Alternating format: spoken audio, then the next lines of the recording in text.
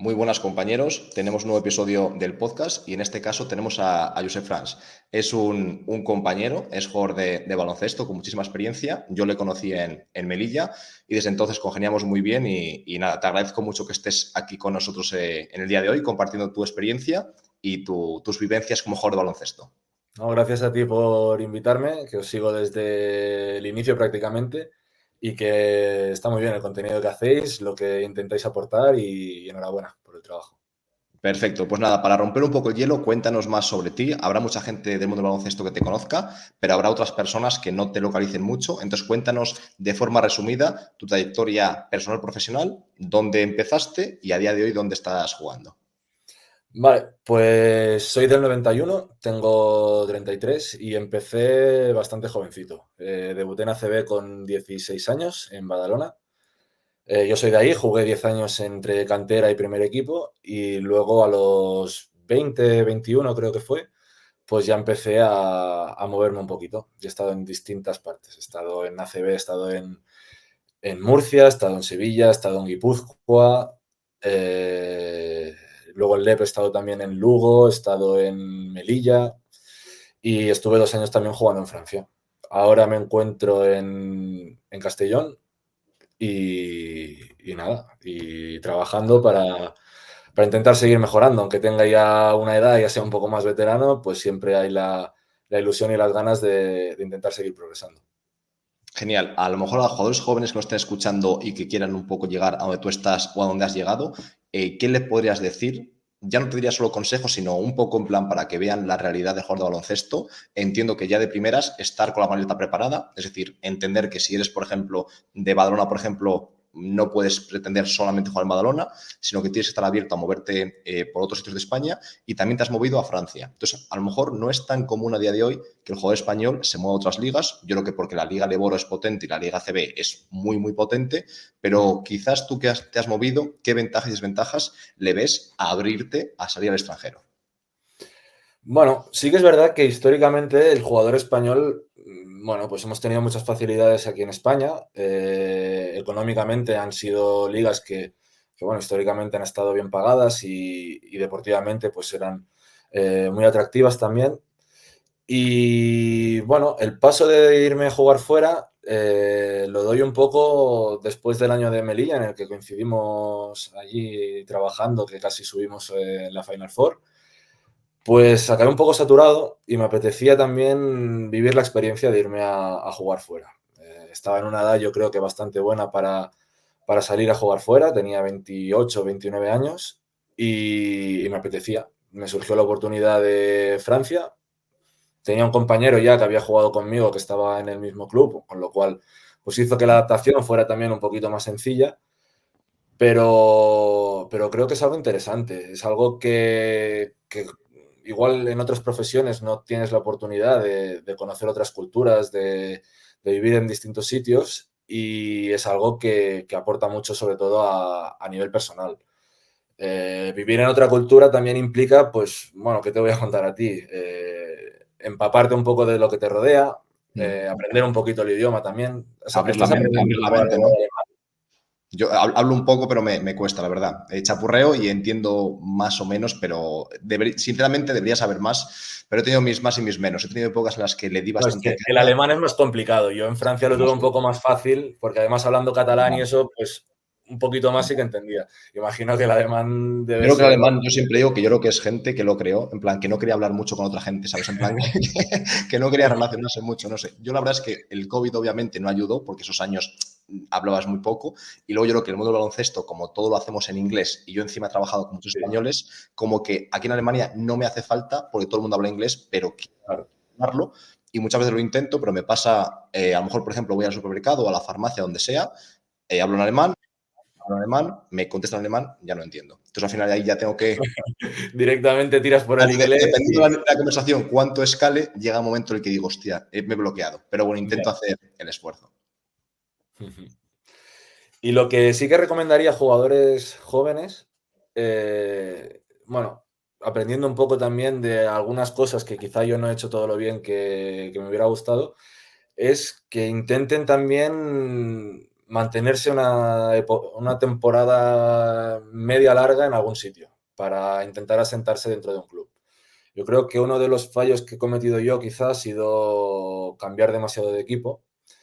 Y creo que tener la estabilidad de estar en un proyecto y ver cómo es un proyecto que apuesta por ti a medio o largo plazo y que puedas tú ir progresando dentro del equipo y puedas ir creciendo como jugador y incrementando tu importancia dentro del equipo, es algo que también ayuda bueno, no tener que estar cada año haciendo maletas y ahora dónde voy y ahora no sé qué, y llega verano, estoy en septiembre y todavía no tengo equipo y a ver qué pasa.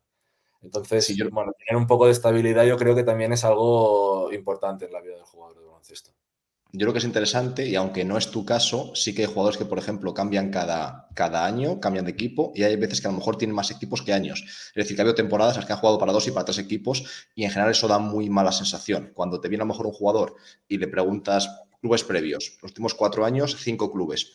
Normalmente da la sensación de, hostia, este tío o no lo Claro. quieren o él no quiere seguir. Entonces, aunque no es tu caso, porque tú has tenido más rachas, es cierto que se valora mucho a lo mejor el jugador que ha estado toda su carrera en 3 equipos. Es decir, que como que cada equipo por el que ha pasado ha querido retenerle y al final eso quiere decir que, bueno, eso habla bien de ese jugador, que al final, una vez que prueban lo que puede dar, prefieren quedárselo a cambiarlo por otro.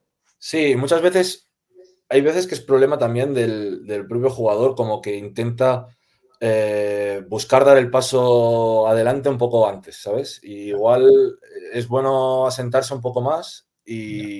y a partir de ahí, pues bueno, cuando ya te notes consolidado en el club y te notes con un nivel de importancia lo suficientemente grande como para sentirte un jugador querido y deseado también por otros clubes de a priori un nivel superior, pues igual ya empezar a buscar el paso siguiente. Pero antes de eso, encuentro bastante importante asentarse dentro de los clubes. Vale. Y una duda, por ejemplo, un miedo que tienen algunos jugadores, que es, por ejemplo, estar en España, irse a otra liga y que parece que se olvidan de ti. Desde mi punto de vista, a veces es un poco infundado. Obviamente, si te vas a una liga mala de tal país, sí, pero si te vas a una liga que sea de tu nivel o incluso superior, yo creo que puede hasta aumentarte el caché. ¿Cómo ves ese miedo que muchas veces se tenía de si me salgo, se olvidan de mí en la LEP o en la ACB o en la liga que sea? Bueno, yo creo que la liga española hay distintos niveles. Yo consideraría ACB y LEP como dos escalones bastante separados, con Mm, bastantes escalones entre medio. Y si vas a algún escalón de estos que está entre medio, que tú ves que realmente, bueno, pues es algo superior que la de Poro o parecido, pues bueno, puedes seguir estando presente para algunos clubes del Eboro. Pero si ya te vas a según qué ligas, mm. igual sí que te pierdes un poco. Igual sí que te pierdes un poco y ya no te tienen tan en cuenta. Por Es decir, ejemplo, quizás en España, perdón que te corte, quizás en España sí que son como, se centran mucho en la liga española para fichar. Quizás, ¿no? Como que no miran mucho al extranjero, sino que quieren jugadores consolidados y que hayan demostrado en esta propia liga, ¿no? sí, sí. De hecho, este año en algunos clubes de LEP, pues bueno, también se ha dado el caso de equipos que están fichando a mitad de temporada y lo que buscan, la mayor parte de los clubes, son jugadores que hayan jugado ya aquí en España, incluso algún americano. El Sí. caso de Fuenlabrada ha fichado ahora a Jordan Swing, que había Mm, estado jugando en España, había estado jugando en LEP en Oviedo, había jugado en ACB, ahora no sé dónde estaba jugando en el extranjero mm. y lo fichan, no estaba en una liga muy conocida, creo, pero lo fichan porque ya había jugado en España y ya sabían que el rendimiento que dio en España fue un rendimiento bueno. Entonces yo creo que es importante saber a qué liga vas y estar convencido pues que no es algo que luego si quieras volver a España pues te va a hacer volver con un caché inferior del que te puedes ir en ese momento. Perfecto, muy interesante. Y de cara a lo contrario, de cara, por ejemplo, imagínate un jugador que está en Les Plata y que no consigue dar el salto al Eboro, ¿crees que ese extranjero puede ser una forma de como demostrar que puede entrar en el Eboro o realmente crees que ese no es el camino? Es decir, que al final te puede sacar el radar. Sí, sí, yo lo veo interesante. Incluso también del E por ACB. Yo creo que Mm, del E por ACB, si quieres dar el paso, hay veces que los clubes de ACB pues les cuesta apostar por algunos jugadores que están jugando el Leporo, pues porque ven que igual el escalón que hay entre una liga y la otra pues puede mm, ser un poco más grande.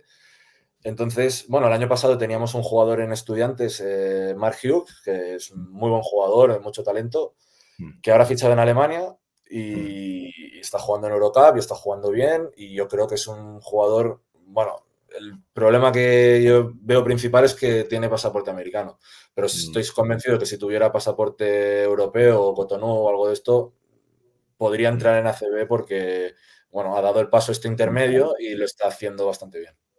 Muy interesante, perfecto.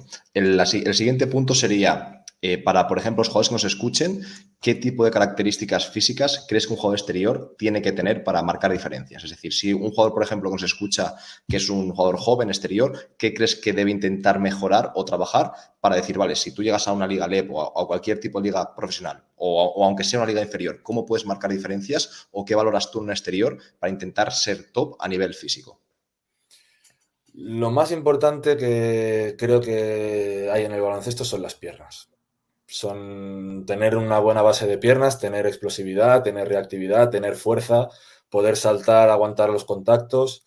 Yo creo que es lo más importante a nivel físico, ¿eh? A nivel Sí, físico. sí. Sí que es verdad que hay muchos jugadores que cada vez menos, pero hay algunos jugadores que solo con talento ya les basta y que con talento pues han podido hacer carreras muy, muy buenas. Pero yo creo que para los jugadores jóvenes que están empezando ahora, lo que más énfasis pondría sería en tema de trabajar las piernas. Trabajar las piernas, ponerlas fuertes, aguantar contactos, saltar, ser explosivos. Y luego, pues obviamente es diferente para cada posición y para cada tipo de jugador. Eh, no sé, hay diferentes tipos de base también. Tenemos bases de 1,90 físicos que juegan por encima del aro. Hay bases de 1,80 que son rápidos y que te aprietan toda la pista y que, bueno, pues yo creo que es importante también no solo tener en cuenta la posición, sino también las características propias de cada jugador y ver dónde realmente se le puede sacar más partido en el apartado físico. 100%, quizás conocer siempre, ponemos mucho el acento en esto en Sport, a raíz de una evaluación, por ejemplo, o de la forma en la que puedas conocerte, saber tus puntos fuertes y débiles y disminuir los débiles y potenciar tus puntos fuertes. Es decir, si por ejemplo tú eres un base súper rápido, quiero decir, no pierdas tu velocidad por ser demasiado fuerte, porque lo bueno que tienes es lo rápido que eres. Intenta ser Claro. aún más rápido, pero a lo mejor minimiza tu punto débil. ¿Qué es tu punto débil? Por ejemplo, a lo mejor un base que es muy delgadito y que en cualquier contacto no puede ni competir. Vale, pues tienes que conseguir ser más fuerte para poder limitar esa debilidad, pero tu fortaleza nunca va a ser eso. Va a ser lo que tienes de velocidad, exprímela y consigue que sea tu mejor arma, minimizando tus puntos débiles, ¿no? Sí, yo creo que hay muchas veces que sí, que nos centramos mucho bueno, pues minimizar puntos, o sea, los puntos débiles, intentar potenciarlos un poco más y dejamos un poco de lado lo que es verdaderamente característico del jugador y aquello que le define. Entonces, en eso, bueno, te doy la razón 100%. Es importante también saber potenciar esas virtudes del jugador y bueno, para que le siga sacando rendimiento y que pueda seguir progresando también en ello. ¿Vale? Y algo que has dicho que yo estoy muy de acuerdo y que no sé si todo el mundo lo piensa y a lo mejor no estás de acuerdo y no pasa nada, ¿eh? Pero yo sí que creo que a lo mejor viendo vídeos, fotos, viendo un poco la tendencia del baloncesto década tras década y también yo tomando datos que al final tomo constantemente cada verano, cada año con mis equipos, es la liga alemana, creo que más todavía que la CB, pero creo que los jugadores casi siempre son superatletas. Es decir, es muy raro ver a un jugador de baloncesto ahora mismo profesional que sea malo físicamente. Y muchas veces el que parece malo, o el que parece, tú le evalúas luego y dices, hostia, este no es malo. Lo que pasa es que al No, no, final está al lado de gente que son unas bestias. Y yo me doy cuenta de eso, de que al final creo que es muy difícil ahora mismo jugar al baloncesto profesional sin ser muy bueno físicamente. Puede ser a lo mejor normal y compensarlo con técnica, pero yo creo que ya es casi imposible ser malo físicamente y conseguir llegar. Y si llegas es que estás obviamente muy por debajo de lo que podrías, ¿no? sí, sí, y hay muchísimos ejemplos de jugadores que igual a nivel físico tú los ves y apariencia física no parecen tampoco que sean muy tal y luego tienen una potencia y yo qué sé, se me ocurren ahora casos en la NBA, Harden, hace nada salía unas fotos que salía ahí con la barriga y que parecía que no sé qué, y Ya, el tren inferior hacía un desplazamiento, el step back este que hace, eso que es. una explosividad que los deja atrás a todo el mundo. O sea, Mm. sí, está claro que el nivel físico cada vez eh, conforme van pasando las décadas va siendo más importante dentro del baloncesto y sí, sin físico no es muy difícil que puedas jugar. Y en cuanto a, por ejemplo, te he preguntado por exteriores, en cuanto a interiores, ¿verías a lo mejor alguna característica física muy diferente a los exteriores? ¿O crees que también depende mucho de su juego, pero que en principio también tren inferior? Quiero decir, ¿ves alguna diferencia? A lo mejor más tren superior, más aguantar contactos, o también dirías que el tren inferior es lo que manda y lo que tú ves. Sí, en exteriores, en interiores, perdona, yo creo que sí, que sería quizá un poquito más completo. El interior, al tener que poner bloqueos, al tener que aguantar, bloquear y ir al rebote y chocar arriba y demás, bueno, yo creo que sí que es quizá un prototipo físico un poco distinto al jugador exterior y también pues un poco depende de las características que comentábamos antes. Yo tengo jugadores, un par de jugadores africanos que tenemos en el equipo que juegan, le sacan todo esto al aro y van muy bien arriba y demás. Teníamos un serbio que el pobre no se levantaba un palmo del suelo, pero luego en el poste bajo hacía unos movimientos y unos giros que le sacaba rendimiento. Pues bueno, depende de las características de cada jugador, yo creo que hay que enfocar un poco ahí en lo que comentábamos, en potenciar lo que hace bien e intentar mejorar en lo que coge un poco más. Perfecto. Y ahora cambiando de tercio, ¿qué verías tú? Por ejemplo, eres un jugador experimentado que has trabajado en diferentes clubes, ACB, Leboro, ligas extranjeras. ¿Qué valoras lo que más o las cosas que más en un preparador físico? Es decir, al final tú has trabajado con distintos prepas, diferentes equipos. ¿Qué es lo que tú sueles percibir en un preparador físico que te da confianza? Primero de todo, lo más importante que creo que hay en el tema de preparación físico es que sea individualizado. Eh, Me he encontrado con algunos preparadores físicos que hacen un estudio previo, que hablan con el jugador de, bueno, un poco de el historial de lesiones que haya podido tener, objetivos que puede tener el jugador, donde quiere mejorar y demás. Y entonces, a partir de ahí, pues se hace un poco un estudio y un plan que se adapta también al trabajo, obviamente, que se hace con el equipo, pero que se mira de una forma un poco más individualizada. Y he tenido otros, pues que era un poco, bueno, pues ahora tenemos que cargar un poco más, ahora tenemos que cargar un poco menos, pero era como muy eh, superficial y sin entrar tanto en detalle de cada jugador específicamente. Entonces, lo primero que creo que es más importante es el apartado de individualizar en el jugador y luego también que haya un seguimiento y que haya una evolución que tú puedas ir comprobando como realmente con el trabajo que estás haciendo, pues ves que tu cuerpo cambia, ves que saltas más o ves que eres más explosivo o que tú te notas con el trabajo que estás haciendo mejor físicamente dentro de una cancha. Genial, muy, muy interesante. Y tú, por ejemplo, también muchas veces tenemos ciertos jugadores de diferentes países y muchas veces los americanos a lo mejor son especiales o en algunos casos te has encontrado algún americano que a lo mejor de primeras no ha conseguido confiar en el preparador físico y poco a poco el preparador físico se ha ganado su confianza. ¿Recuerdas algún caso en esta línea y cómo el prepa consiguió ganarse poco a poco a ese jugador? Sí, sí. Y por eso yo creo que también es importante dentro de la preparación física. Bueno, no solo dentro de la preparación física en sí, sino dentro de todo el mundo del deporte, que los profesionales que trabajan con los jugadores que tengan un poco de noción, aunque sea un poco básica, de psicología para saber, bueno, pues cómo afrontar, pues eso, un jugador que no te quiere trabajar o que no te confía en ti. Un jugador que está de vuelta, que le da igual todo, pues saber motivarle para realmente ver bueno, que se vuelve a interesar por eso y que quiere intentar mejorar y que quiere intentar ser mejor jugador. Entonces, bueno, el apartado este psicológico del preparador físico, acompañado obviamente con un trabajo analítico y con un trabajo que se pueda ver que es individualizado y que está hecho específicamente para el jugador para poder trabajar en ello, pues hace que el jugador que a priori pues muestra cierto rechazo a un trabajo con un preparador físico que no conoce o que no sabe muy bien cómo trabaja, pues que poco a poco lo vayas llevando a tu terreno y conseguir que el jugador crea en ti y que, bueno, pues que al final estás trabajando para él, que estás queriendo que el jugador mejore, pues convencerlo de que tiene que hacer un trabajo para mejorar. Perfecto. Siguiente pregunta, ya para cambiar un poco y esta va a ser menos seria, más desenfadada.